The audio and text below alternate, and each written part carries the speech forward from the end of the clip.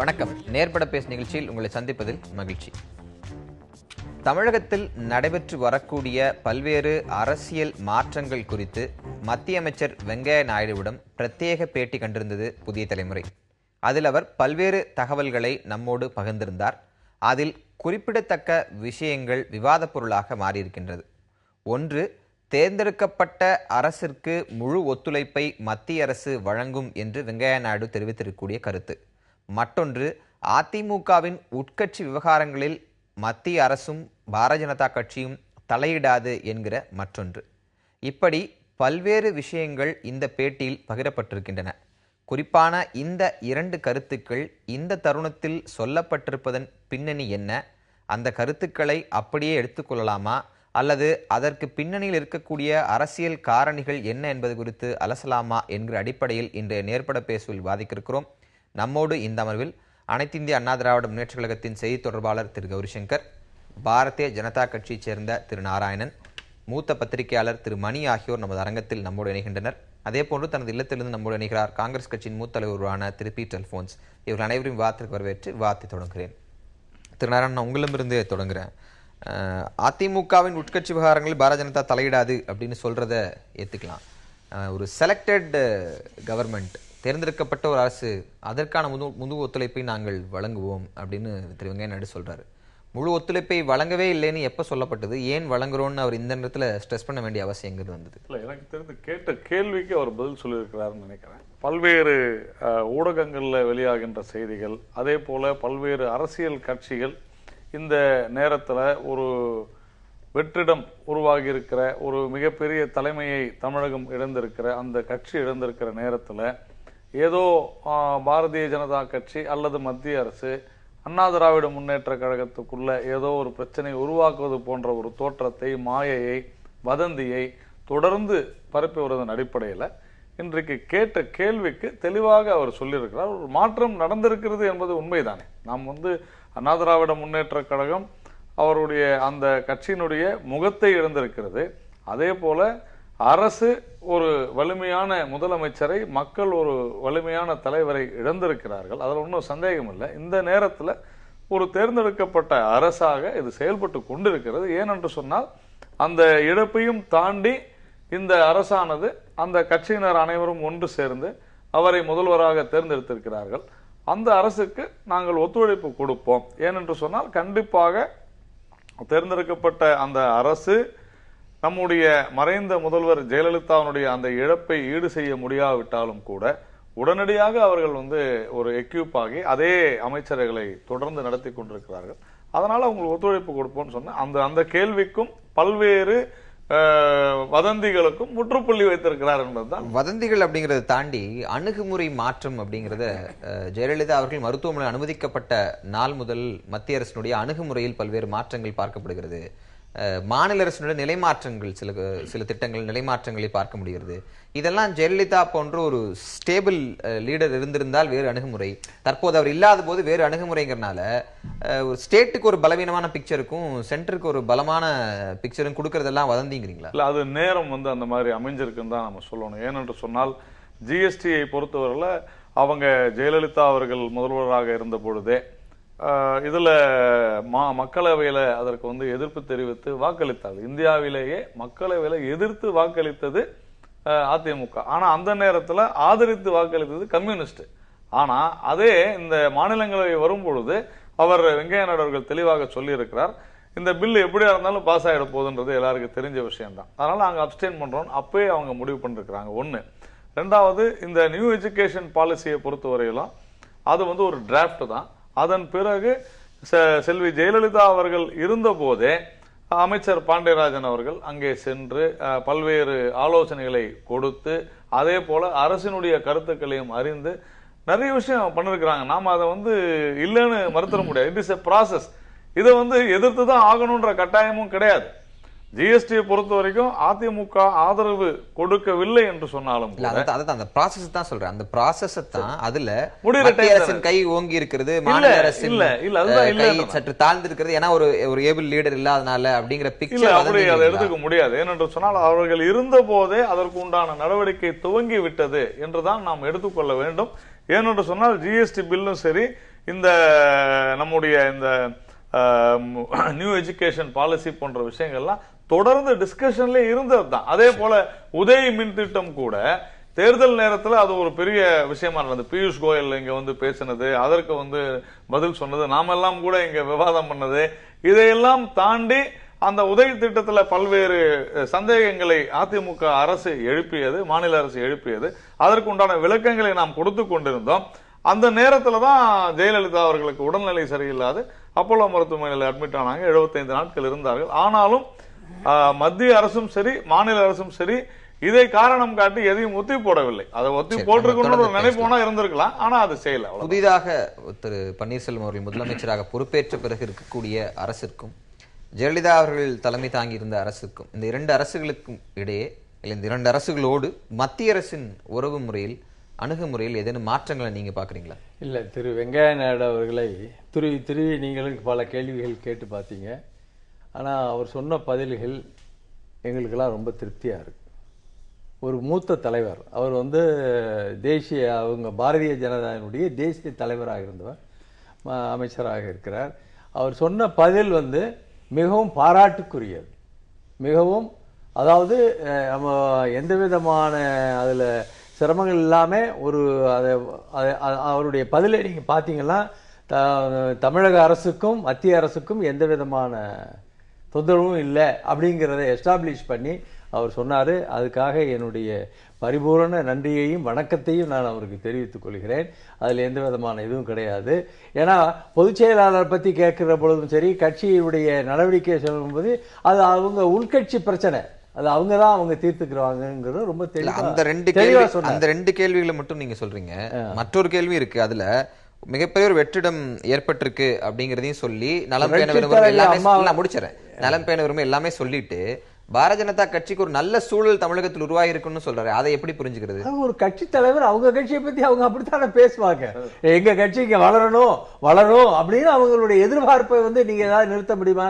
Even தேமுதிக ஒரு கட்சி இருந்தது தமிழ்நாட்டில், உங்களுக்கு ஞாபகம் இருக்கா? விஜயகாந்த் நடத்துற கட்சி இருக்கா? ஸ்ரீராஜேந்திர மாதிரி இல்ல பாக்யராஜ் கட்சி நடத்துற மாதிரி ஆயிடுச்சு. பிரதிநிதி யாரும் இல்லாத போது அப்படி ஒரு கமெண்ட் நீங்க அப்படி ஒரு கட்சி இருந்தது. அது இப்ப இருக்கா என்னங்கிறது நீங்க சொல்றீங்க, இருக்குங்கிறீங்க, நான் ஒத்துக்கிறேன். நான் அப்படி யாரும் இருக்க மாட்டாங்க. அவங்க வந்து ஒரு மத்தியில வந்து அரசாண்டு கொண்டு இருக்கக்கூடிய ஒரு பாரதிய ஜனதா கட்சி, இந்தியா பூரா இருக்கக்கூடிய ஒரு தேசிய கட்சியில் முக்கியமான கட்சி. இப்ப ரூலிங் பார்ட்டி தமிழகத்திலும் வளர வேண்டும் அப்படின்னு அவர் நினைக்கிறதுல தவறு கிடையாது. ஆனா அவர் வந்து அண்ணா திராவிட முன்னேற்ற கழகத்தை சொல்லுகின்ற பொழுது அவர் மிக உறுதியாக சொல்லிவிட்டார். அவர் பொதுச் செயலாளர், அவங்க உள்கட்சி தேர்தல், அவங்க தேர்ந்தெடுத்துக்கிறாங்க. இது எங்க கட்சி, 1,76,00,000 உறுப்பினர்களை கொண்ட ஒரு கட்சி, 1,76,00,000 உள்ள உறுப்பினர்களை கொண்ட கட்சி. அந்த கட்சிக்கு யார் தலைவராக இருக்க வேண்டும், யார் வந்து பொதுச் செயலாளர் இருக்க வேண்டும் என்பதை அந்த 1,76,00,000 உறுப்பினர்கள் முடிவு எடுக்க வேண்டியதை அது வந்து யாராலும் சொல்ல முடியாது. அது இப்போதைக்கு நாங்க எல்லாரும் 64 யூனிட்டுங்க கிளைக்கழகத்தில் இருந்து சின்னம்மா தான் பொதுச் செயலாளராக வர வேண்டும் என்று உறுதியாக சொல்லி இருக்கிறார்கள். 50 மாவட்டங்களில் இருந்து தீர்மானங்கள் போட்டு சின்னமாட்ட கொண்டு வந்து கொடுத்து நீங்க தான் வந்து பொதுச் செயலாளராக இருக்க வேண்டும் அப்படின்னு வந்து வேண்டி கேட்டுட்டு போயிருக்கிறாங்க. எங்களுடைய பொதுக்குழு வரப்போகுது, உங்க கட்சிக்கு யார் வரப்போகிறது, உங்க கட்சிக்கு தலைமை யார் சொல்லிட்டார். முடிவெடுப்பது என்பது உங்களுடைய உரிமை. எங்க கட்சியினுடைய மாநில அரசு உறவுகள் சம்பந்தமா திரு வெங்கையா நாயுடு பேசுகிறத நம்ம பேசலாம்னு நினைக்கிறேன். நம்ம பேசுவோம், தொடர்ந்து பேசலாம். திரு மணி, வெங்கையா நாயுடு இந்த ஸ்டேட்மெண்ட் ஒரு ஐசோலேட்டட் ஸ்டேட்மெண்ட், தனியான ஒரு கருத்து அப்படின்னு பார்த்திட முடியுமா? இல்ல இந்த ஸ்டேட்மெண்ட், இந்த இன்டர்வியூ எடுக்கப்பட்ட நாளில் அன்றைய அரசியல் சூழல் இருந்ததையும் பொருத்தி பார்க்காமல் போய்விட முடியுமா? நீங்க அந்த ரைட்ஸை சொல்றீங்க இல்லையா? இல்லை, நிறைய அரசியல் சூழல் நடந்தது. இல்லை, நீங்கள் ஒன்று சொல்லுவாங்க, அதாவது வந்து பாலிடிக்ஸ்லேயும் லவ்லையும் வந்து இருக்குன்னா இல்லைன்னு அர்த்தம், இல்லைன்னா இருக்குன்னு அர்த்தம். அப்படி தான் அதை எடுத்துக்கணும். இது இவர் நம்முடைய அதிமுகலேருந்து வந்திருக்கக்கூடிய நண்பர் கௌரி சங்கர் பேசும்போது கேட்குறதுக்கு அது சுவையாக இருக்குது. ஆனால் எத்தனை நாளைக்கு தான் நாங்கள் வலிக்காத மாதிரி அழுவோம்னு சொல்லுவாங்க. அந்த மாதிரியே தான் அதை நான் எடுத்துக்கிறேன். சென்ட்ரல் கவர்மெண்ட், பிஜேபி கவர்மெண்ட், அவங்க வந்து 282 எம்பிஸ் இருக்காங்க. 30 ஆண்டுகளுக்கு பிறகு, ராஜீவ்காந்தி காலத்திற்கு பிறகு மிகவும் வலுவுடன் மத்தியில் தனித்து ஆட்சி அமைத்த ஒரு கட்சி. இந்த மாதிரி தமிழ்நாடு மாதிரி ஒரு ஜெயலலிதா மாதிரியான ஒரு மிகப்பெரிய ஒரு தலைவர், ஒரு செல்வாக்குமிக்க தலைவர் துரதிருஷ்டவசமாக காலமான பிறகு ஏற்பட்டிருக்கக்கூடிய அந்த ஒரு வெற்றிடத்தில் எந்த கட்சியாக இருந்தாலும் அவங்க வந்து மத்தியில் ஆளக்கூடிய கட்சி வந்து அவங்களோட அந்த செல்வாக்கை விரிவுபடுத்தி கொள்ளத்தான் அவர்கள் பார்ப்பார்கள். அதில் எந்த தப்பும் கிடையாது. அதுதான் பாலிடிக்ஸ். அப்படி பார்க்கும் பொழுது அவர்கள் இன்றைக்கு அதிமுகவில் என்ன நடந்து கொண்டிருக்கிறது என்பது எல்லோருக்கும் தெரியும். சில விஷயங்களை நாம் பேசலாம், பல விஷயங்களை வெளிப்படையாக பேச முடியாது. இன்னும் கொஞ்ச நாள் அதையும் நம்ம வெளிப்படையாக பேச ஆரம்பிச்சிடுவோம். அப்படிப்பட்ட சூழலில் வெங்கையா நாயுடு அவர்களுடைய பேட்டியை நம்ம வந்து ஒரு லோடட் ஸ்டேட்மெண்ட்டாக தான் எடுத்துக்க முடியும். அதில் வந்து ரீட் பிட்வீன் த லைன்ஸ் என்ன, இன்ஃபரன்ஸ் என்னன்றது நம்ம எல்லாருக்குமே தெரியும். அவர்கள் என்ன செய்து கொண்டிருக்கிறார்கள் என்பது எல்லோருக்கும் தெரியும். ஜெயலலிதா அவர் இறந்த பொழுது அந்த 4ஆம் தேதி மாலையிலிருந்து 5ஆம் தேதி முறையாக அறிவிப்பு வரும் வரையிலும், பதவியேற்பு வரும் வரையிலும் அவருடைய பூத உடல் ராஜாஜி ஹால் வைத்திருந்த பொழுது அந்த நிலையிலும் கூட வெங்கையா நாயுடு அவர்கள் என்னவெல்லாம் செய்தார், எப்படி அங்கே இருந்தார் என்று அது எல்லோருக்கும் தெரியும். ஆகவே இந்த விஷயத்தில் வந்து மத்திய அரசாங்கம், பிஜேபி கவர்மெண்ட் என்ன பண்ணி கொண்டிருப்பது என்பது விவரமறிந்தவர்களுக்கு நன்றாக தெரியும். உங்களுடைய பேட்டியிலும் மற்றொரு தொலைக்காட்சி பேட்டியிலும் அவர் கொடுத்திருக்கக்கூடிய அந்த செய்திகள் என்பது வந்து ரொம்ப கார்டடாக இருக்குது. நிச்சயமாக அவர்கள் தமிழ்நாட்டில் இன்று ஏற்பட்டிருக்கக்கூடிய ஒரு அரசியல் சூழ்நிலையில் அவங்க வந்து கூடிய வரைக்கும் அந்த சிச்சுவேஷனை எக்ஸ்ப்ளாய்ட் பண்ண தான் அவங்க பார்ப்பாங்க. 2 நிகழ்வுகள், நேற்று தலைமைச் செயலாளர் பழைய தலைமைச் செயலாளர் அவருடைய வீட்டிலும் அலுவலகத்திலும் நடந்த ரெய்ட்ஸு, இன்றைக்கு புதிய தலைமைச் செயலாளர் நியமனம், இதெல்லாம் வந்து சென்ட்ரல் கவர்மெண்ட்டோட ரோல் என்ன என்பது வரும் நாட்களில் வெளிப்படையாக பேசப்படும். ஆகவே இந்த பேட்டி என்பது வந்து அதை வந்து நீங்கள் ஃபேஸ் வேல்யூவில் எடுத்துக்கக்கூடாது. அதற்கு பின்னால் இருக்கக்கூடிய செய்திகள் தான் முக்கியமாக. நீங்கள் ரீட் பிட்வீன் லைன்ஸ் இன்ஃப்ளூயன்சஸ்குள்ளே போகணும் அப்படின்னு சொல்கிறீங்க. அண்ட் தி அதர் பார்ட், இன்னொரு புறத்தில் இவ்வளோ பெரிய மாநிலத்தை ஆண்ட இந்த மாநிலத்தின் முகமாக இருந்த ஒரு மறைகிறார் அப்படிங்கும்போது ஒரு பொறுப்பான மத்திய அரசாக தொடக்கம் முதல் கடைசி வரை இருந்தது. அதற்கு அடுத்தபடியாக புதிதாக பொறுப்பேற்ற முதலமைச்சர் உடனடியாக சென்று சந்திக்கிறதுக்கு நேரம் கொடுத்து சந்தித்து பேசியது, அதன் பின்பு தொடர்ச்சியான ஒரு தொடர்பில் மாநில அரசோடு இருந்து கொண்டிருப்பதே ஒரு இணக்கமான அணுகுமுறை அப்படின்னு சொல்றாங்களே, அப்படி ஒரு இணக்கமான அணுகுமுறையாகவே இதை பார்க்கவே முடியாது அப்படின்னு சொல்றீங்க? இல்லை, இணக்கமான அணுகுமுறை என்று பார்ப்பது ஒரு பார்வை. இது எப்படின்னா, ஒரு கிளாஸ்ல பாதி தண்ணி இருக்குன்னா அது ஆஃப் ஃபில்டுன்னு சொல்லலாம், ஆஃப் வாட்டர் இருக்குன்னு நம்ம சொல்லலாம், ஆஃப் எம்டின்னு சொல்லலாம், ஆஃப் வாட்டர் இருக்கணும். அது பார்ப்பவர்கள் பார்வையை பொறுத்தது. பன்னீர்செல்வம் அவர்கள் பிரதமரை சந்தித்துட்டு வந்த பிறகு இங்கே என்ன நடந்தது? சுதந்திர இந்தியாவின் வரலாறு இல்லாத ஒரு சம்பவம் நடந்தது. ஒரு பதவியில் இருக்கக்கூடிய தலைமைச் செயலாளர் ரெய்டு பண்ணுறாங்க. அதற்கு 1000 நியாயமான காரணங்கள் இருக்கலாம், நான் அந்த மெரிட்ஸ்குள்ளே போல. ஆனால் அப்படிப்பட்ட ஒரு நிகழ்வு என்பது அவங்க பக்கம் என்ன நியாயம் இருந்தாலும் தலைமைச் செயலகத்தில், சிட்டாடல் ஆஃப் பவர் இது, அந்த தலைமைச் செயலகத்தில் ரெய்டு போகிறாங்கன்னா வந்து இது வந்து அசாதாரணமான ஒரு நிகழ்வு. உங்களுக்கு ஞாபகம் இருக்கும் என்று நினைக்கிறேன், 3 ஆண்டுகளுக்கு முன்பு டாக்டர் மன்மோகன் சிங் ஆட்சி காலத்தில் டெல்லியில் கேரளா பவனில் வந்து அவங்க உள்ளே போனப்போ வந்து மிகப்பெரிய ஒரு சர்ச்சை வெடித்தது. இத்தனைக்கும் வந்து தலைநகரத்தில் இருக்கக்கூடிய ஒரு மாநில அரசாங்கத்தின் ஒரு விருந்தினர் இல்லம். இன்னைக்கு வந்து ஒரு தலைமைச் செயலகத்துக்குள்ளேயே இவங்க போயிருக்காங்க. கொஞ்சம் யோசிச்சு பாருங்க, ஜெயலலிதா அவர்கள் இருந்திருந்தால் இந்த தைரியம் மத்திய அரசுக்கு வந்திருக்குமா? அப்ப வெங்கையா நாயுடு பேட்டி, அதற்கு பிறகு ஓபிஎஸ் சந்தித்து விட்டு வந்த பிறகு நடந்த இந்த சம்பவம், இதையெல்லாம் வைத்துத்தான் அவர்கள் விளையாடுகிறார்களா விளையாடவில்லையா என்பதற்கான பதில் கிடைக்கும். பப்ளிக் டொமைன்ல இருக்க விஷயங்களை வச்சு அவர்கள் விளையாட ஆரம்பித்து விட்டார்கள் என்று நாம் புரிந்து கொள்ளலாம். ஒரு நிமிஷம், அதாவது நண்பர் மணி பல விஷயங்கள் ஊடகமெல்லாம் சொன்னாரு, அதுக்குள்ள நான் போகல. ஆனா ஜெயலலிதா இருந்திருந்தால் அப்படின்றதெல்லாம் கூட நான் விட்டுறேன். இமாச்சல் பிரதேசத்துல காங்கிரஸ் அரசினுடைய முதல்வர் வீட்டுக்குள்ள போய் சோதனை செஞ்சாங்க. அதனால இது வந்து தலைமை செயலாளர் இல்ல, யார் தவறு செய்தாலும் பாரதிய ஜனதா கட்சியினுடைய அரசு தயங்காது நடவடிக்கை எடுக்கும். அதனால இது ஏதோ தமிழகத்துல மட்டும் தான் நம்ம முதல்வர் வீடுகளுக்குள்ள ரைடு போறதுங்கிறது எல்லா மாநிலங்களிலும் நம்ம பார்த்திருக்கிறோம். தலைமைச் செயலகம் அப்படிங்கிறது ஒட்டுமொத்த எக்ஸிகியூட்டிவ் சென்டர், தலைமைச் செயலாளருடைய அறை என்பதும் இது. இதற்கு வேண்டியது சுதந்திரமாக செயல்படக்கூடிய ஒரு துறை, தைரியமாக எடுக்கக்கூடிய முடிவு, அதை எடுத்திருக்குது. தவறு என்ன இருக்குது? இதை எடுக்கலன்னா தான் தவறு. ஆனா அதை எடுத்ததே வந்து ஒரு செய்தியாகவும் அதை வந்து ஒரு இதற்கு பின்னாலே ஏதோ இருக்குதுன்னு பேசுறதுமே தவறு என்று நான் நினைக்கிறேன். அவருடைய பார்வையாக இருக்கலாம், என் பார்வையில் அது தவறு, அவ்வளவுதான். இல்லை, இதுல வந்து அந்த ஊடகங்களும் நண்பர் மணி போன்ற பத்திரிகையாளர்களும் இது செய்யக்கூடிய ஒரு இமேஜினரி கற்பனை தானே தவிர 136 சட்டமன்ற உறுப்பினர் வைத்திருக்கக்கூடிய அண்ணா திராவிட முன்னேற்ற கழகத்தை மத்திய சர்க்கார் என்ன செஞ்சிட முடியுங்க? நீங்க கொஞ்ச நேரம் சிந்திச்சு பாருங்க. இல்ல அவர் கேட்ட நேரடியான அவர் அப்படி சொல்லல. அவர் அவர் அப்படி சொல்ல மிரட்டற மாதிரி உங்களுக்கு மத்திய சர்க்கார் வந்து மாநில சர்க்கார் அவர் ரொம்ப பாயிண்டடா கேட்டிருக்காரு நான் நினைக்கிறேன். தலைமைச் செயலகத்திற்குள் சார் டெல்லியில நடந்துச்சு இல்ல தலைமைச் செயலகத்திற்குள் அது தலைமைச் செயலக அறைக்குள் வருமான வரித்துறையினர் சென்றிருக்கிறார்கள். அப்ப முதலமைச்சரும் அந்த இடத்துல இருக்கிறாரு அப்படிங்கறத அதிமுகவினர் ஒரு நியாயமான திரு நாராயணன் சொல்ற மாதிரியான ஒரு சுதந்திரமான அமைப்பு செய்திருக்கும் நடவடிக்கைன்னு பாக்குறீங்களா? தவறு செஞ்சா யாரா இருந்தா என்ன, தவறு செய்யக்கூடியவர்கள் யாராக இருந்தாலும் தண்டிக்கப்பட வேண்டியவர்கள், விசாரிக்கப்பட வேண்டியவர்கள். அரசாங்கத்தையோ இல்ல முதல்வரையோ மிரட்டுகின்ற செயல் அல்ல. ரவிசங்கர், அப்படி என்றால் இந்த நிமிடம் வரை அவர் மீது துறை ரீதியான நடவடிக்கை எதுவுமே எடுக்கலையே. வெறும் அவர் இருக்கிற போஸ்டிங்ஸ் மட்டும் கூட ஆகலைங்க. இப்பதான் கண்டுபிடிச்சிருக்கு, இன்னும் தேடல்கள் இருக்கு. இன்னைக்கு அவர் நண்பர் வீட்டுல போய் ரைடு பண்ணிருக்காங்க. அவர் மீது துறை ரீதியான நடவடிக்கை எடுப்பதற்கான போதிய ஆதாரங்கள் வரலைங்கிறீங்க. ஆதாரங்கள் இருந்தால் உறுதியாக அவர் முதல்வர் பன்னீர்செல்வம் அவர்கள் அவர் மீது நிச்சயம் நடவடிக்கை எடுப்பார். சீஃப் செக்ரட்டரியா இருக்கிற ஒருவரை அதுல இருந்து ரிலீவ் பண்றதுக்கு உங்களுக்கு சில ஆதாரங்கள் கிடைச்சதுக்கு ரிலீவ் பண்ணிட்டீங்க. அவரை சஸ்பெண்ட் பண்றதுக்கோ இல்ல வேறு துறை நடவடிக்கை எடுக்கிறதுக்கோ உங்களுக்கு இன்னும் என்ன கூடுதல் ஆதாரம் வேணும்? நிறைய ஆதாரங்கள் சேகரிச்சிருக்கு. அடுத்தடுத்து எல்லாருமே ஒரே நாள்ல போட்டு கிண்டி மசாலா பண்ண முடியாது. ஒவ்வொரு ஸ்டெப் பை ஸ்டெப்பா தான் எடுக்க முடியும். ஆனா இது ஊடகங்கள், இந்த தினமலர் போன்ற பத்திரிகைகள், ஜூனியர் உடன் போன்ற பத்திரிகைகள் தேவையில்லாமல் மக்களை பீதியை கிளப்புகின்ற ஒரு வித்தையை காட்டிட்டு இருக்கிறாங்க. அது வந்து நிச்சயம் வந்து அண்ணா திராவிட முன்னேற்ற உறுப்பினர்கள் ஏற்றுக்கொள்ள மாட்டாங்க. மறுபடியும் ஒரு வேண்டுகோளை தொடர்ச்சி வைக்கிறேன். நீங்க போன கட்டத்துல தேமுதிக சொன்னீங்களா, அந்த பிரதிநிதி யாரும் இல்ல. நீங்க வேறு பத்திரிகைகளை சார்ந்தவர்களை பத்தி இங்க சொல்லும் போது அவர்கள் சார்பாக பேசவங்க யாரும் இல்ல. நேரடியா பேசுறதுக்கு தயார் இல்ல. தினமலரோட தான் ஜூனியர் மக்களை வந்து மக்களை பீதியை கலப்புகின்ற செயலை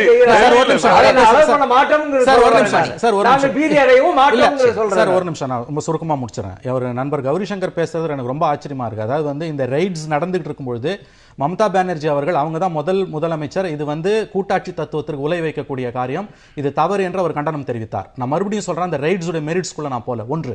இரண்டாவது முக்கியமான விஷயம், கெஜ்ரிவால் அவர்கள் முதலமைச்சராக இருக்கின்ற இந்த காலகட்டத்தில் அவருடைய செக்ரட்டரியை ரைட் பண்ண பிறகு அந்த ரைடு நடக்கும் பொழுதே அவர் அதை கண்டனம் தெரிவித்தார். இன்று வரையில் நம்முடைய மாநில அரசாங்கத்திடமிருந்து ஏடிஎம்கே ஸ்போக்ஸ் பர்சன்ஸ் பேசுறாங்க. நேற்று கூட வந்து ஆவடிக்குமார் மற்றவங்களும் வந்து என்ன பேசினாங்கன்னு தெரியும், ரைடை கண்டம் பண்ணாங்க. பேராசிரியர் தீரன் அவர்கள் இந்த தொலைக்காட்சியிலோ இன்னொரு தொலைக்காட்சியில பார்த்தா அவர் கண்டம் பண்ணாங்க. அபிஷியலா கவர்மெண்ட் கிட்ட இருந்து எந்த ஸ்டேட்மெண்ட்டுமே இல்ல. மேற்கு வங்க முதலமைச்சர் கண்டனம் தெரிவிக்கிறார். கெஜ்ரிவால் உதாரணத்தை நீங்கள் சொல்லும்போது கெஜ்ரிவால் இது நடக்கும் பொழுதே கண்டனம் தெரிவிக்கிறார். ஆனால் இன்று வரையில் ஸ்டேட் கவர்மெண்ட் வந்து ஒரு புது சீஃப் செக்ரட்டரி போட்டிருக்காங்க. பழைய சீஃப் செக்ரட்டரி ரைடுக்கு உள்ளான சீஃப் செக்ரட்டரி மேல எந்த நடவடிக்கையும் இல்லை. அது சரியா தவறா என்று அரசு பதில் சொல்லவில்லை. ஸ்போக்ஸ் பர்சன்ஸ் தான் பேசுறாங்க. நம்முடைய கௌரிசங்கர் அவர் சொல்றது பார்த்தா எனக்கு ஆச்சரியமா இருக்காது. அவர் யார் செய்தாலும் அது என்ன சொல்ல வராருன்னு புரியல. வெஸ்ட் பெங்கால்ல இருந்து சிஎம் வந்து உடனடியாக அவங்க வந்து அறிக்கை விட்டது உண்மைதான். ஆனா அவர் வீட்டில் இருந்து 30 லட்சத்திற்கு 2000 ரூபாய் நோட்டு இருந்தது அப்படின்னு அவங்க கண்டுபிடிச்சு எடுத்ததுன்னா இது மன்னிக்கக்கூடிய செயலா? நீங்க நினைச்சு பாருங்க. 2000 ரூபாய்க்கு அதனால எதுவும் கிடையாது. 2000 ரூபாய் பெறுவதற்காக 5 மணி நேரம் 6 மணி நேரம் கியூல நிக்கிறான். கியூல நின்று ஒரு அதிகாரி 30 லட்சம் ரூபாய் வந்து எடுக்கிறது நீங்க என்ன சொல்ல வரீங்கன்னு எனக்கு புரியல. நானும் அதை தான் கேட்கிறேன். அது குற்றம் செய்தவர்கள் தண்டிக்கப்படுவார்கள் சொல்ல வரேன். நடவடிக்கை ஒரே நிமிஷம். அவர் வந்து அவர் வந்து ஒரு விஓ லெவல் ஆபீசரோ இல்ல ஒரு டெப்டி சீஃப் செக்ரட்டரி மட்டுமல்ல, அவர் சீஃப் விஜிலன்ஸ் கமிஷனராகவும் இருந்தார். நீங்க நடக்கக்கூடிய அனைத்து லஞ்ச ஊழலையும் விசாரிக்கக்கூடிய அதிகாரத்தை தன்னகத்தை பெற்றிருந்த ஒரு நபர். அவர் மீது நீங்க தான் சொல்றீங்க 30 லட்சம் ரூபாய் பிடிச்சிருக்காங்க. இன்னும் இன்கம் டாக்ஸ் அதிகாரமும் பிரஸ் ரிலீஸ் பண்ணல. நீங்க சொல்றீங்க 30 லட்சம் ரூபாய். நான் கேட்ட நான் மறுபடியும் வரேன். நீங்க அவரை சீஃப் செக்ரட்டரி போஸ்ட்ல இருந்து ரிலீவ் பண்றது உங்களுக்கு சில நியாயமான காரணங்கள் இருந்திருக்கும்ல. சஸ்பென்ஷனுக்கு ஏன் அந்த நியாயமான காரணங்களுக்கு தோணல? நீங்க அது வந்து கவர்மெண்ட் நீங்களே சொன்னீங்க சார், இவர் என்ன பேசுறாருன்னு எனக்கு கௌரிசங்கர் செய்ய முடியாது. இன்னும் அதிகாரப்பூர்வமா அதான் சார். ஆனா சொல்றீங்க அதான் சார் நானும் சொல்றேன். அது சொன்ன பிறகு தான நடக்குது. இல்ல ரிலீவ் பண்ணாங்க. அவங்க ரேட்டிங்ல போறாங்க. அதுக்கு அவங்க ரைட் இருக்குது பண்ணிருக்காங்க. அதான் சொல்றேன். அதிகாரப்பூர்வமா அந்த டாக்குமெண்ட்ஸ் வந்தாதான் அவங்க செய்ய முடியும். ஏடிஎம்கே கவர்மெண்ட் ரியாக்ட் பண்ணல. ஏடிஎம்கே கவர்மெண்ட் செக்ரட்டரியேட்ல இருக்க முடியாது. மறுபடியும் வெங்கைய நாயுடுவோட பேட்டி எல்லாம் ரூயா சொல்லி அடுத்த கட்ட நேரத்தை வீணாக்கவில்லை. நேரடியாகவே கேட்டுறேன். மத்திய மாநில அரசினுடைய அணுகுமுறையில் இந்த குறிப்பிட்ட காலகட்டங்களில் ஜெயலலிதா அவர்கள் மறைவுக்கு பிறகான காலகட்டங்களில் ஏதேனும் மாற்றங்களை நீங்கள் பார்க்கிறீர்களா?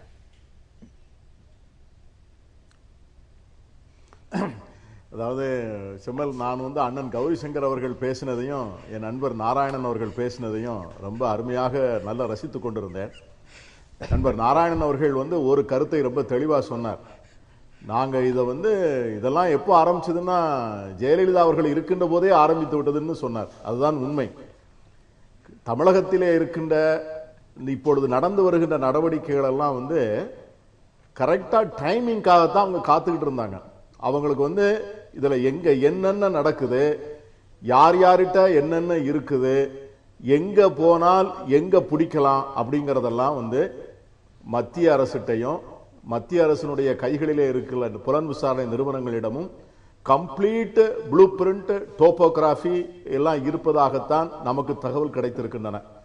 ஆகவே இதுல நீங்க சாணக்கியருடைய அர்த்த சாஸ்திரம் பாத்தீங்கன்னு சொன்னா அரசியல்ல டைமிங் ரொம்ப முக்கியம். அதை இன்னைக்கு பாரதிய ஜனதா கட்சி இன்னைக்கு அதை செய்து கொண்டிருக்கிறது. அதை இதை கடந்த காலங்களிலே பாத்தீங்கன்னா இதை போன்ற ஒரு சூழ்நிலை வருகின்ற போது அவர்கள் எப்படி நடந்து கொண்டார்கள் என்று நாம் பார்த்தால் இப்ப அவங்களுடைய பிளான் என்னங்கிறது நமக்கு தெரியும். எனக்கு என்ன ஆச்சரியம் என்னவென்று சொன்னால், அண்ணன் கௌரி சங்கரை போன்றவர்கள் நேற்று அவங்களுடைய ஸ்போக்ஸ் பர்சன்லாம் வேற மாதிரி பேசினாங்க. நேற்று இதை எதிர்த்தார்கள். இதை மத்திய மாநில அரசுகளுடைய உரசல் என்று சொன்னார்கள். இதை மாநில அரசினுடைய கழுத்தை பிடித்து மிரட்டுவது என்று சொன்னார்கள். ஆனால் இன்னைக்கு பேசுகிற எல்லா ஸ்போக்ஸ் பர்சனும் இதுல என்ன தவறு இருக்கிறது என்று பேசக்கூடிய அளவுக்கு, அதாவது நம்ம சினிமாவில் வடிவேலு சொல்வார், ரொம்ப நல்லவங்கப்பா, எல்லாம் பார்த்துதான் அடிச்சாங்கன்னு ஒரு படத்துல சொல்லி அழுவார். அது மாதிரிதான் இருக்குது எனக்கு. அதை நான் என்ன கேட்கிறேன், நண்பர் மணி அவர்கள் ஒரு அருமையான கருத்து சொன்னார். அதாவது ராணுவம் ஒரு சர்வே எடுக்குது ஹைவேஸ்ல, அந்த வெஸ்ட் பெங்கால்ல கல்கத்தாவில் வருகிற கார்களுடைய எண்ணிக்கையை ராணுவம் இன்று எடுத்த உடனே மமதா பானர்ஜி என்ன செய்தார் என்று சொன்னால், அந்த தலைமைச் செயலகத்திற்குள்ளே உட்கார்ந்து வெளியே போக மாட்டேன் என்று சொல்லி தர்ணா பண்ணார். அந்த ராணுவம் போனால்தான் நான் போவேன் என்று சொன்னார். ஆனால் நீங்க செக்ரட்டேரியட்டுக்குள்ள 76 வருடத்திற்கு பிறகு நம்முடைய தலைமைச் செயலகத்தினுடைய தலைமைச் செயலாளருடைய அறையிலே, அதுவும் மத்திய பாதுகாப்பு போலீஸ் படையுடன், அது ரொம்ப முக்கியம் பார்த்துங்க, அவர்களோடு அதை திறந்து 5.5 மணி நேரம் விசாரணை நடக்கின்ற போது அதற்கு அடுத்த அறையில் இருக்கிற முதலமைச்சர் எதுவும் பேசாமல் வாய் திறக்காமல் மௌனமாக போவதோடு மட்டுமல்ல, அன்றைய தினம் ஒரு கடிதம் எழுதுகிறார் பிரதமருக்கு. அந்த கடிதத்திலே எதுவும் நடக்காதது போல இலங்கையிலே பிடித்த 3 மீனவர்களை விடுதலை செய்ய வேண்டும் என்று பிரதமருக்கு வேண்டுகோள் வைத்துவிட்டு சென்று விடுகிறார். இதுல நீங்க இன்னைக்கு தமிழ்நாட்டில் நடக்கிறத பாத்தீங்கன்னா நமக்கு ரொம்ப வேதனையாக இருக்கிறது. நீங்க தலைமைச் செயலாளர் வீட்டுல இந்த 17 லட்சம் அரசு ஊழியர்கள், அதனுடைய தலைவர் தலைமைச் செயலாளர், முதலமைச்சருடைய அப்பாயின்மெண்ட் வாரண்ட்லேயே கையெழுத்து போட வேண்டியவர் அந்த தலைமைச் செயலாளர். அவருடைய நிலைமை இன்று எப்படி இருக்கிறது? இன்னைக்கு ஒரு IAS அதிகாரி அவருடைய வீட்டில் அவர் ஒரு பொல்யூஷன் கண்ட்ரோல் போர்டில் அந்த ஒரு இன்வெஸ்டிகேஷன் விங்குக்கு அந்த ஆணையத்துக்கு தலைவராக இருக்கிறார். சேலத்தில் கோஆப்டிவ் சென்ட்ரல் பேங்க். நமக்கு என்ன தகவல் வருகிறது என்று சொன்னால், இன்னும் நாளை மறுநாள் ஒரு செய்தி வரும் என்று நினைக்கிறேன். ஒரு மாவட்டத்தில் ஒரு சென்ட்ரல் பேங்குக்கு போன 10 கோடி ரூபாய் புது நோட்டுகளை அப்படியே கவுண்டருக்கு போகாமலே வாங்கி கொண்டு வந்து விட்டார்கள் என்று ஒரு தகவல் மத்திய அரசுக்கு அதை கையிலே வைத்திருப்பதாக சொல்லுகிறார்கள். இதெல்லாம் எவ்வளவு தூரம் உண்மைன்னு தெரியல. இன்னைக்கு மொத்தமாக கோஆப்டிவ் சென்ட்ரல் பேங்க் எவ்வளவு பணம் வந்தது, அந்த பணம் எப்படி கவுண்டருக்கு போகாம கவுண்டருக்கு போறதுக்கு முன்னாலே வெளியே போச்சுங்கிறதெல்லாம் அவர்கள்ட்ட ஃபிங்கர் டிப்ஸ்ல இருக்குன்னு சொல்றாங்க. ஏன்னா 75 நாட்கள் முதலமைச்சர் முன்னாள் முதலமைச்சர் மருத்துவமனையில் இருக்கின்ற போது இவர்கள் எல்லோரும் நினைத்துக் கொண்டிருந்தார்கள் முதலமைச்சர் மருத்துவமனையில் இருக்கிறார், நம்ம எல்லாம் செய்யலான்னு. ஆனா இவருடைய ஒவ்வொருடைய தொலைபேசியும், இவர் ஒவ்வொருடைய நண்பருடைய உரையாடலும், இந்த அமைச்சர்களுடைய ஒவ்வொரு அசைவையும் தொடர்ந்து கண்காணித்து ஒரு பெரிய நெட்வொர்க் போட்டு முடிச்சிருப்பதாகத்தான். நீங்க நம்முடைய முதலமைச்சர் பிரதமர் எப்படி உட்கார்ந்து இருந்தாருன்னு நீங்க பாருங்க. Just see the body language. நீங்க மற்ற முதலமைச்சர்கள் போனால் பிரதமர் முன்பு எப்படி இருக்கிறார்கள், இவர் எப்படி போனார், இவர் பிரதமர் பேசி முடித்துவிட்டு ஏறி வருவதற்குள் மறுநாள் நடக்கிறது. அப்பொழுது இந்த முதலமைச்சருக்கு இது தகவல் சொல்லப்படவில்லை என்று சொன்னால் இது இன்னும் ஒரு பெரிய, இதைவிட ஒரு அவமரியாதை தமிழ்நாடு அரசுக்கும் தமிழ்நாடு இல்ல, அதனால வந்து தியாகசெம்மல், பிஜேபிக்கு வந்து இப்ப என்ன கேம் பிளான் ஒரே நிமிஷத்தை நாராயணன் குறுக்கிட்டாரு. அதாவது ஒரு பிரதமரிடம் ஒரு முதல்வர் எப்படி இருந்தார் என்பது வேறு. ஆனால் ஒரு கட்சியினுடைய துணைத் தலைவரிடம் செருப்பை வந்து கையில பிடிச்சுக்கிட்டு அந்த மாதிரிலாம் யாரும் இல்லை. தயவு செஞ்சு என்னுடைய அருமை நண்பர் என்று சொல்வதை விட நான் எதுகாரும் மிகவும் மதிக்கின்ற மூத்த அரசியல்வாதியாக நான் நினைத்துக் கொண்டிருக்கிற பீட்டர் அல்போன்ஸ் அவர்கள் இந்த மாதிரி நீங்க வந்து பேசுவது நியாயமா? அதாவது தலைமை செயலாளருக்கு நேர்ந்த கதி என்ன பாருங்கன்னா, நீங்கள் ராம்மோகன் ராவ் அவர்களுடைய அந்த நடவடிக்கையை ஆதரிக்கிறீர்களா? இது போன்ற தவறான செய்கைகளை செய்தார்கள் என்று மத்திய அரசு நடவடிக்கை எடுப்பதை நீங்க எதிர்க்கிறீர்களா? தில்லியில தலைமை செயலாளருடைய அலுவலகத்துல அவங்க வந்து இந்த துறை சார்ந்த நடவடிக்கை எடுக்கப்படும் போது கெஜ்ரிவாலால் கூட தடுக்க முடியவில்லை, குரல் மட்டும்தான் கொடுக்க முடிந்தது. ஏனென்று சொன்னால் தவறு எங்கு நடந்தாலும் தட்டி கேட்கும் அதிகாரம் இருக்கிறது. நீங்கள் ஒரு மூத்த வழக்கறிஞரும் கூட மத்திய போலீஸ் படையை, பாதுகாப்பு படையை அவர்கள் தாராளமாக அழைத்து செல்வதற்கு சட்ட ரீதியாக உரிமை இருக்கிறது. இதெல்லாம் தெரிஞ்ச நீங்க சொல்வது வேடிக்கையாகவும் வினோதமாகவும் வருத்தமாகவும் உள்ளது. திரு பீட்டர், உங்களோட பதில். ஒரே நிமிஷம் அவர் பதில் முடிச்சிட்டு. அதாவது நாராயணன், நான் ரொம்ப உங்களோட கேள்வி நல்லா புரிந்து கொண்டேன். தெளிவாக சொல்லுகிறேன். ராம்மோகன் ராவ் மீது இன்று மத்திய அரசு எடுத்திருக்கிற நடவடிக்கைக்கு வந்து எனக்கு எந்த விதமான ஆட்சேபனையும் இல்லை. தவறு செய்கின்ற IAS அதிகாரிகள் மீது, மற்ற அதிகாரிகள் மீது மத்திய வருவாய் புலனாய்வுத்துறையும் வருவாய்த்துறையும் மத்திய புலனாய்வு விசாரணை நிறுவனங்கள் நடக்கின்ற நடவடிக்கைகளை நான் முழுமையாக ஆதரிக்கிறேன். ஆகவே அதுலலாம் நான் ஒன்னும் சொல்லல. நான் சொன்ன பொலிட்டிக்கல் ஆங்கிள் மட்டும்தான் நீங்க தயவு செய்து, நான் கூட நம்முடைய முதலமைச்சரை அசிங்கப்படுத்தணும்னு கூட நான் சொல்லல. ஏன்னா எனக்கு அவர் நல்ல நண்பர். நானும் அவரும் பக்கத்தில் 5 வருடங்கள் உட்கார்ந்து சட்டமன்றத்திலே பல்வேறு செய்திகளை நாங்கள் பங்கிட்டுக் கொண்டிருக்கிறோம். நான் என்ன சொல்றேன்னா, அவர் எப்படி இருந்தார், அதாவது நீங்க நேற்று வந்து பாத்தீங்கன்னா ஒரு மாநில முதலமைச்சர் போய் இந்த மாநிலத்திற்கு வந்து புழக்கத்திற்கு ரொக்கப்பணம் கொடுங்கள் என்று கேட்பதற்கு கூட அவருக்கு தோன்றவில்லை. அவர் வந்து எந்த பிரச்சனையை எடுத்து பிரதமரிடம் போனார், அதாவது வந்து முன்னாள் முதலமைச்சருக்கு பாரத ரத்னா கேட்பதும் அவர்களுக்கு பாராளுமன்றத்தில் செலவைகள் என்று சொல்வதும் அது வந்து அரசியல் கோரிக்கைகள். ஆனால் தமிழகத்தினுடைய நிலைமையிலே அவருக்கு எல்லாம் தெரியும். அதனாலதான் நான் முதலமைச்சர் அப்படி இருந்தாரோ என்று நான் சந்தேகப்படுகிறேன். அவருக்கு என்ன நடக்க போகிறது என்று கூட அவருக்கு ஓரளவு தெரிந்திருந்துதான் அவர் மனமே மிகுந்த கனத்த முகத்தோடு தான் அவர் பேட்டி கொடுத்தார் என்பதுதான் எனக்கு தெரியும். இன்னைக்கு அவர் வந்து சட்டம் செக்ரட்டேரியட்ல பேசாமல் போனது கூட அவர் நெஞ்சம் நிறைய கவலைகளோடும் வருத்தத்தோடும் போனார்தான் என்பதுதான் என்னுடைய உணர்வு. இடைவேளைக்கான நேரம் இது. ஒரு இடைவேளைக்கு பிறகு நேர்பட பேசுகிறோம். திரு கௌரிசங்கர், இடைவேளைக்கு முன்பு பீட்டர் அல்போன்ஸ் சில விஷயங்களை குறிப்பிட்டு பேசியிருந்தார். நீங்க அதுக்கான பதில் இல்ல தம்பி, பீட்டர் அவர்களுக்கு தெரியும், முதல்வர் பன்னீர்செல்வம் வந்து இயற்கையாகவே ஒரு யாருக்குமே மரியாதை, சின்ன குழந்தைக்கு கூட மரியாதை கொடுக்கக்கூடிய ஒரு உயர்ந்த பண்பு உள்ளவர். அவர் வந்து பிரைம் மினிஸ்டர்கிட்ட போய் உட்காந்து பேசினார் சொன்னா அவர் அப்படித்தான் இருப்பார். ஈவன் மன்மோகன் சிங் எடுத்துக்கிறீங்களேன், மன்மோகன் சிங் வந்து அவர் அப்ப பிரைம் மினிஸ்டர் இல்லை, பைனான்ஸ் மினிஸ்டராக இருந்தார். அவரை கூட்டிட்டு நான் தான் அம்மாட்ட, புரட்சி தலைவர் அம்மாட்ட போய் சீட்டு பேரம் பேசுறதுக்காக நான் கூட்டிட்டு போனேன். காங்கிரஸ்ல இருக்கும் பொழுது மன்மோகன் சிங்கை கூட்டிட்டு போனேன். அவர் எப்படி உட்கார்ந்து இருந்தாருன்னு எனக்கு இங்க உட்கார்ந்து காட்டுற அளவுக்கு இந்த இடம் வசதி இல்லை. அந்த நுனி சேர்ல மன்மோகன் சிங் சொல்றேன், கவர்னரா இருந்தவர், ரிசர்வ் பேங்க் கவர்னரா இருந்தார், பைனான்ஸ் மினிஸ்டரா இருந்தவர், எத்தனை பெரிய போஸ்ட் இருந்தாரு. ஆனா அம்மாவுக்கு முன்னாடி அவர் உட்கார்ந்து இருந்ததுல கீழே நழுவி விழுந்துருவாரோன்னு நான் பயந்துகிட்டே இருந்தேன். அந்த அளவுக்கு மரியாதை, அவருடைய இயற்கையாக அந்த பண்பு, அதே பண்பு தான் முதல்வர் பன்னீர்செல்வம் அவர்களுக்கு அப்படித்தான் இருந்திருப்பாரு. தவிர ஏதோ மோடி மோடி பசா மாதிரி அவருக்கு முன்னாடி பயந்துட்டு சொல்ல வேண்டிய அவர் கொடுத்த கடிதத்துல 22,573 கோடி புயலால் பாதிக்கப்பட்ட இந்த 4 மாவட்டத்திற்கு தேவை அப்படிங்கிற கடிதம் கொடுத்திருக்கிறாரு.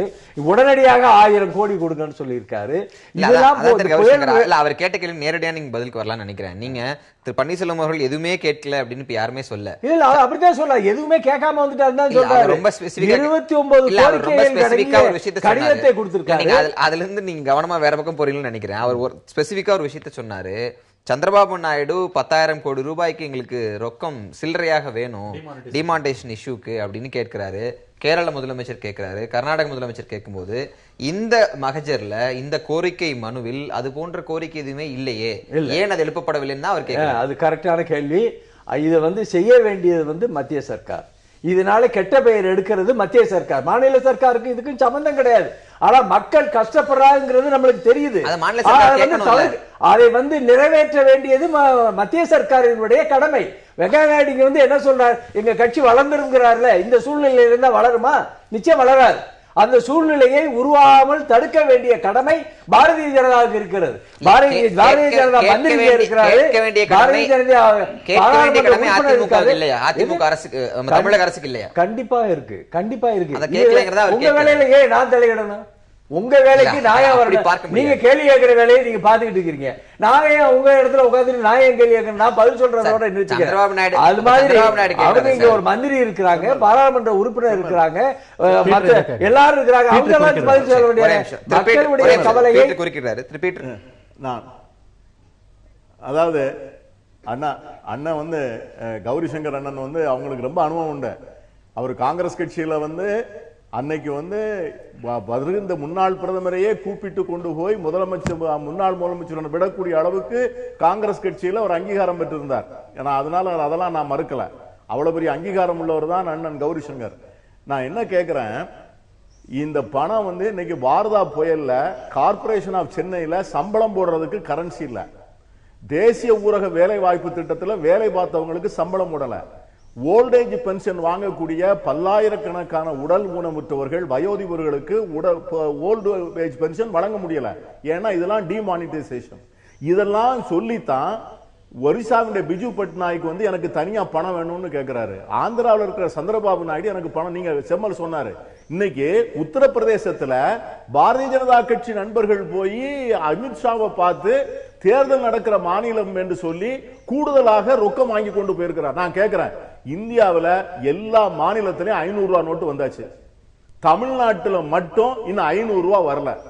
இத யார் கேட்கிறது? இது முதலமைச்சர் கேட்காம ஏன் தமிழ்நாட்டில் என்ன எங்களுக்கு என்ன எங்க தலையெடுத்தா இல்ல நாங்க அனாதைகளா? ஏன்னா 500 ரூபாய் நோட்டு இன்னும் தமிழ்நாட்டுக்கு வரல. எல்லா மாநிலத்திலையும் தொடங்குது. இதை கேட்பதற்கான சேலத்தில்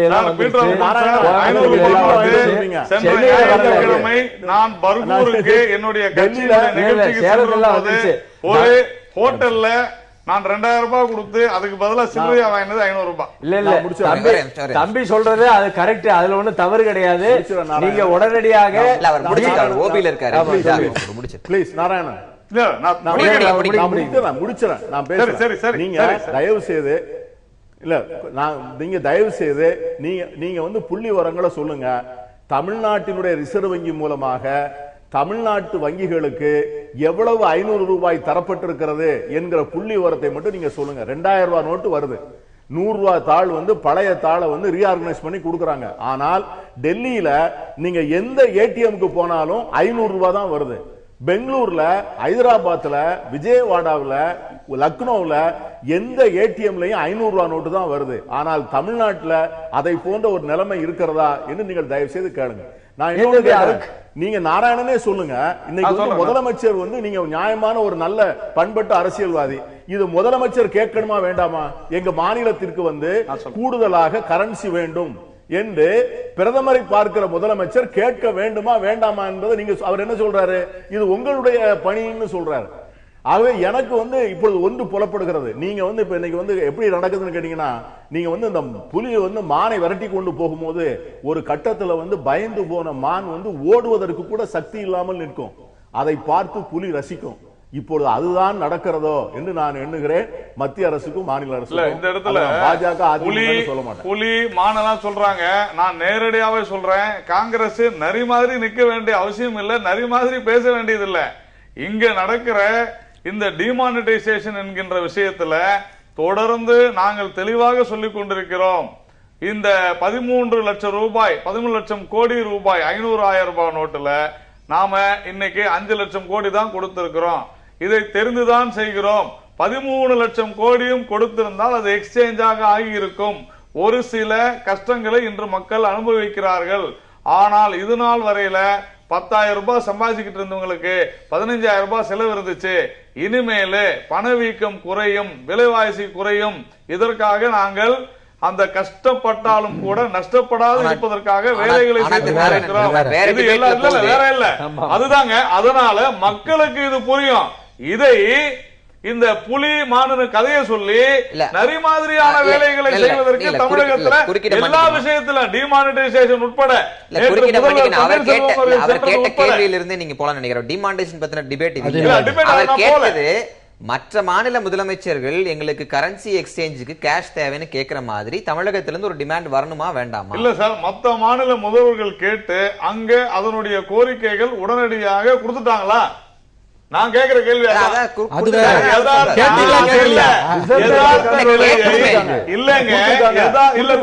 கொடுக்கல.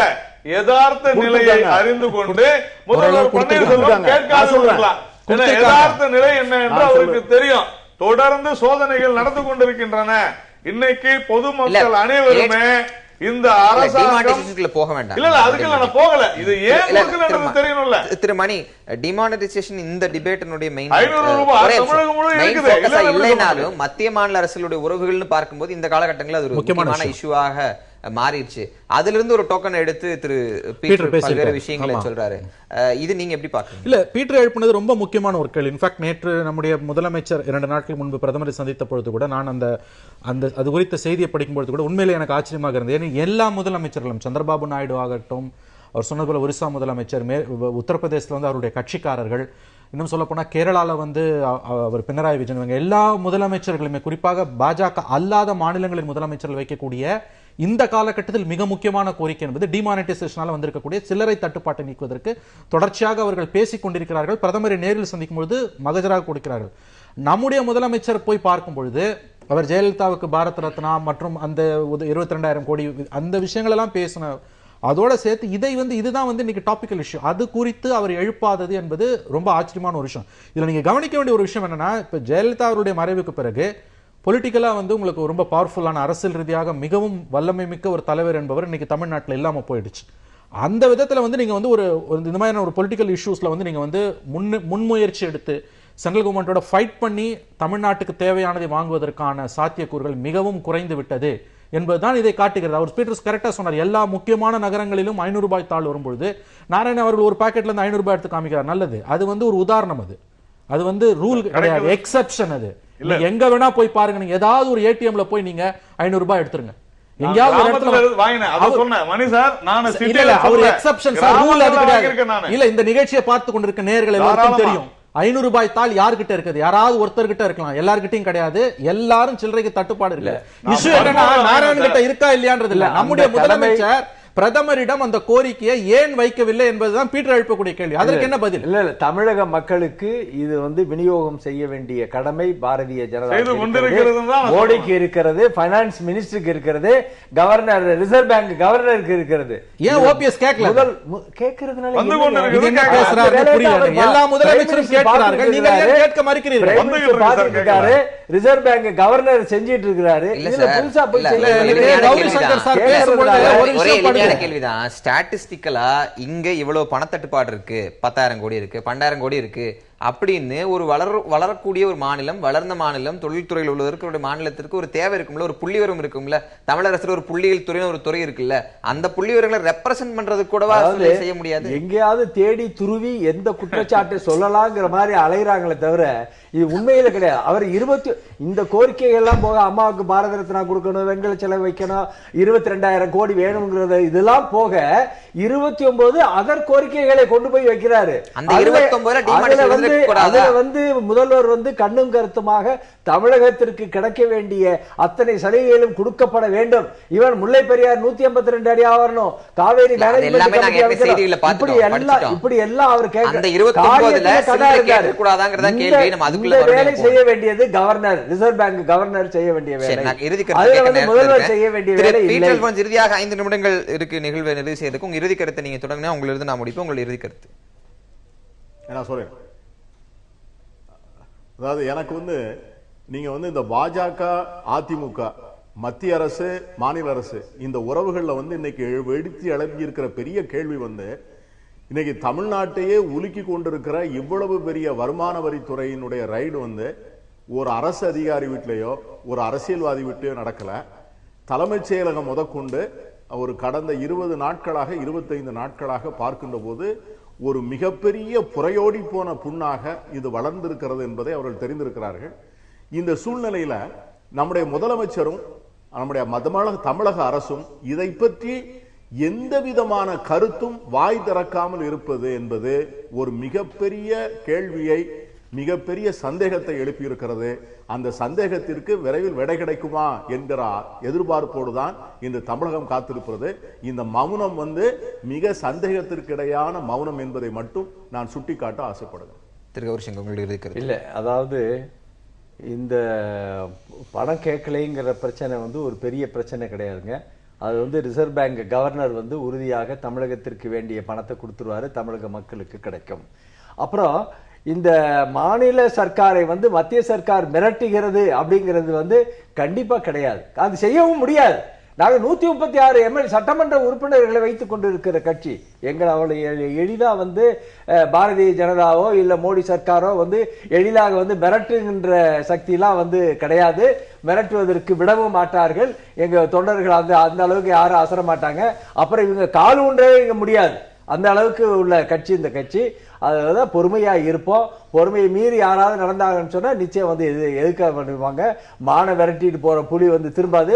அந்த மானே புலியை விரட்டுகின்ற கதை தமிழகத்தில் நடக்கும். அப்படிலாம் ஏற்கனவே பல நிகழ்வுகள் நடந்திருக்கு. அந்த சூழ்நிலைக்கு பாரதிய ஜனதா போகாது. நீங்க ஒரு தேசாயின்னு ஒருத்தர் இருந்தார் குஜராத்தில், உங்களுக்கு ஞாபகம் இருக்கும், மெடிக்கல் கவுன்சில் சேர்மனா இருந்தார், நம்ம இந்தியாவுடைய மெடிக்கல். அவர் வீட்டுல வந்து 2500 கோடி ரூபாய் எடுத்தாங்க, 75 டன் தங்க எடுத்தாங்கிற செய்தி படிச்ச ஞாபகம் இருக்கு. நம்ம நேரடியா பார்க்கல, செய்தியில பார்த்தது. அவரு இப்போ இன்றைக்கு வேர்ல்டு மெடிக்கல் கவுன்சில் சேர்மனா இருக்காரு. இவ்வளவு கரப்டான அவரு இவ்வளவு போயிருக்காரு. நீங்க நேற்று செக்ரட்டரியேட்ல சோதனை பண்றாங்க அப்படின்னு சொன்ன உடனே நம்மளுக்காக கூட மனசு ரொம்ப வேதனையா தான் இருந்தது. உண்மையிலேயே சொல்றேன், செக்ரட்டரியேட்டுக்குள்ள எப்படி இது நுழையலாம், அதுவும் மத்திய காவல்துறையோட வந்து நுழைஞ்சிருக்காங்களே அப்படின்னு மனக்கவலை இருந்தது. ஆனா அங்கே நடந்ததற்கு பிறகு அவர்கள் வருகிற செய்திகளை பார்க்கின்ற பொழுது குற்றம் செய்தவர்கள் தண்டிக்கப்படுவதில் எந்த விதமான தவறும் இல்லை, தண்டித்துதான் ஆக வேண்டும் அப்படிங்கறதுல உறுதியா தான் இருக்கிறோம். புறையோடி போன புண் அப்படின்னு சொன்னாரு பீட்டர் அல்போன்ஸ் ஐயா அவர்கள். அந்த புறையோடி போன புண் என்பதற்கு காரணமாக அமைந்தது இதனால் வரையில 76 வருடங்கள் அவர் சொன்னார். அதுல ஒரு 70 வருடங்கள் இந்த காங்கிரஸ் ஆட்சி இருந்த போது இதை புறையோட செய்து இதை இந்த அளவிற்கு வீங்க செய்தது காங்கிரஸ் ஆட்சி தான், அந்த ஊழல் தான். அதை களைவதற்கு பாரதிய ஜனதா கட்சியினுடைய அரசாங்கம் அனைத்து முயற்சிகளும் எடுத்து லஞ்சம் ஊழலை ஒழிப்பதற்கான முயற்சியில் ஈடுபட்டு கொண்டிருக்கிறோம்.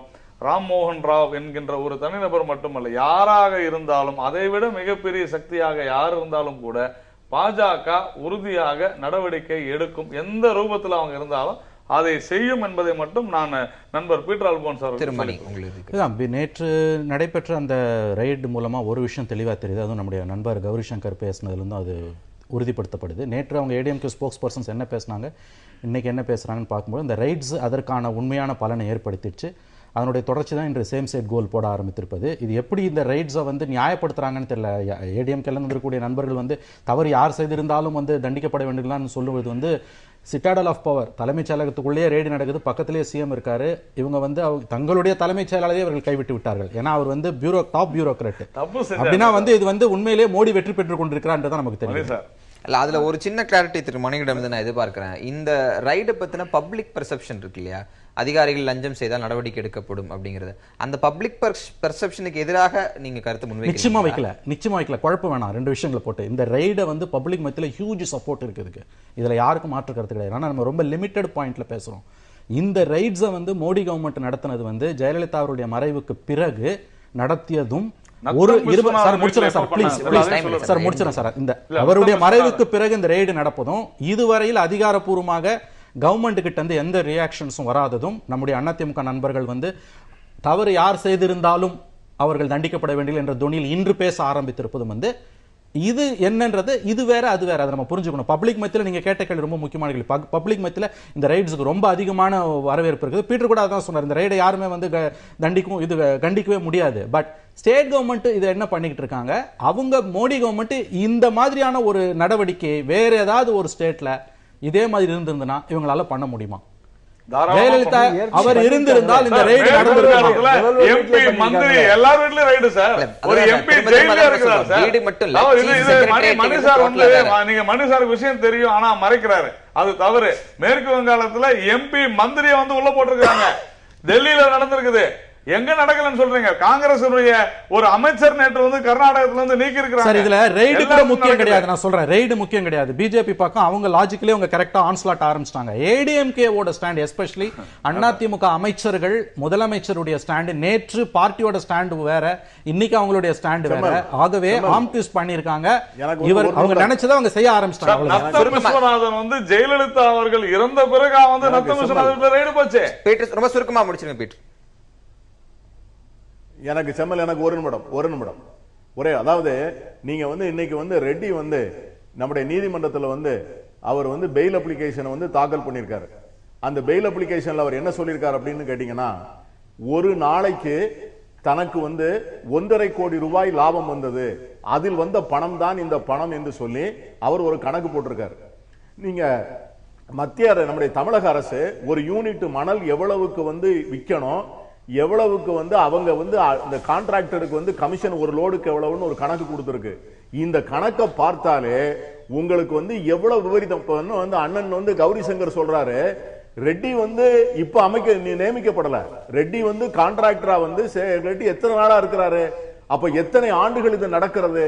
இன்னைக்கு வந்து இவர் வந்து மன்மோகன் ராவ் வந்து முதலமைச்சருடைய தனி செயலாளராக இருந்தவர். அதிலும் குறிப்பாக பொதுப்பணித்துறை, ஹைவேஸ், இதை போல ஊரக வளர்ச்சித்துறை, நகராட்சி நிர்வாகத்துறை என்று பவர், மின்சாரம் என்று முக்கியமான அத்தனை துறைகளையும் தொடர்ந்து இவர்தான் பார்த்து கொண்டிருந்தார்.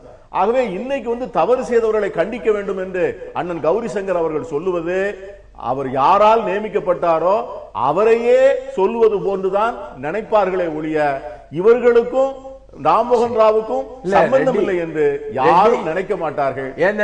20 அதிகாரிகள்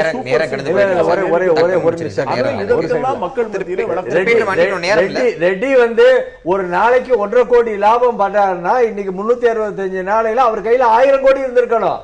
ரைடு பண்ணும்போது 1000 கோடி இல்லையே. அவர் எது வேணாலும் சொல்லுவாரு, யாரு மேல எந்த குற்றச்சாட்டு வேணாலும் சொல்லுவாரு.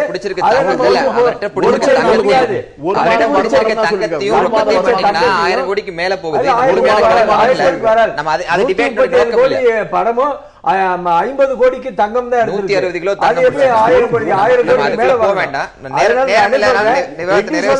தேவ வாக்கு இல்லை, வேத வாக்கு இல்லை. அவரோட பெயில் அப்ளிகேஷன் தான் அது.